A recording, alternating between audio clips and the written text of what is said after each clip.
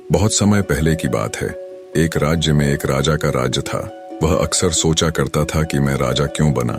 एक दिन इस प्रश्न का उत्तर प्राप्त करने उसने अपने राज्य के बड़े बड़े ज्योतिषियों को आमंत्रित किया। ज्योतिषियों के दरबार में उपस्थित होने पर राजा ने यह प्रश्न उनके सामने रखा, जिस समय मेरा जन्म हुआ ठीक उसी समय कई अन्य लोगों का भी जन्म हुआ होगा। उन सब में मैं ही राजा क्यों बना? इस प्रश्न का उत्तर दरबार में उपस्थित कोई भी ज्योतिषी नहीं दे सका। एक बूढ़े ज्योतिषी ने राजा को सलाह दी कि राज्य के बाहर स्थित वन में रहने वाले एक महात्मा कदाचित उसके प्रश्न का उत्तर दे सके।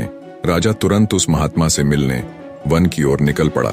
जब वह महात्मा के पास पहुंचा तो देखा कि वो अंगारे खा रहे हैं।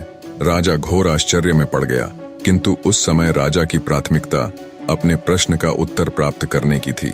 इसलिए उसने इधर उधर की कोई बात किए बिना अपना प्रश्न महात्मा के सामने रख दिया। प्रश्न सुन महात्मा ने कहा, राजन, इस समय मैं भूख से बेहाल हूँ। मैं तुम्हारे प्रश्न का उत्तर नहीं दे सकता। कुछ दूरी पर एक पहाड़ी है, उसके ऊपर एक और महात्मा तुम्हें मिलेंगे। वे तुम्हारे प्रश्न का उत्तर दे देंगे। तुम उनसे जाकर मिलो। राजा बिना समय व्यर्थ किए पहाड़ी पर पहुंचा। वहां भी उसके आश्चर्य की सीमा नहीं रही जब उसने देखा कि वहां वह महात्मा चिमटे से नोच नोच कर अपना ही मांस खा रहा है। राजा ने उनके समक्ष भी वही प्रश्न दोहराया। प्रश्न सुनकर महात्मा बोले, राजन, मैं तुम्हारे प्रश्न का उत्तर नहीं दे सकता। मैं भूख से तड़प रहा हूँ। इस पहाड़ी के नीचे एक गांव है। वहाँ 5 वर्ष का एक बालक रहता है। वह कुछ ही देर में मरने वाला है। तुम उसकी मृत्यु से पहले उससे अपने प्रश्न का उत्तर प्राप्त कर लो। राजा गांव में जाकर उस बालक से मिला। वह बालक मरने की कगार पर था। राजा का प्रश्न सुन वह हंसने लगा। एक मरते हुए बालक को हंसता देख राजा चकित रह गया, किंतु वह शांति से अपने पूछे गए प्रश्न के उत्तर की प्रतीक्षा करने लगा।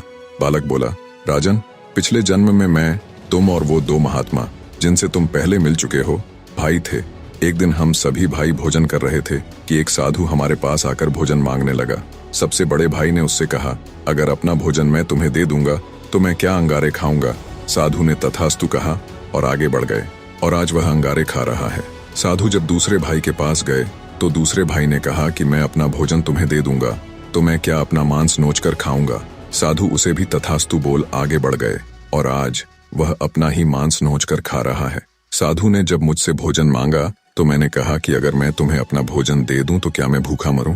भूखे साधु ने मुझे भी तथास्तु कहा, और आज मैं मरने की कगार पर हूं, किंतु तुमने दया दिखाते हुए उस भूखे साधु को अपना भोजन दे दिया, जिससे खुश हो साधु ने तुम्हें राजा बनने का आशीर्वाद दिया।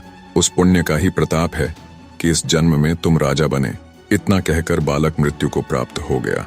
राजा को अपने प्रश्न का उत्तर मिल चुका था। वह अपने राज्य की ओर चल पड़ा। निष्कर्ष, अच्छे कर्म का अच्छा फल मिलता है, इसलिए सदा सत्कर्म करो और जहां तक संभव हो दूसरों की सहायता करो।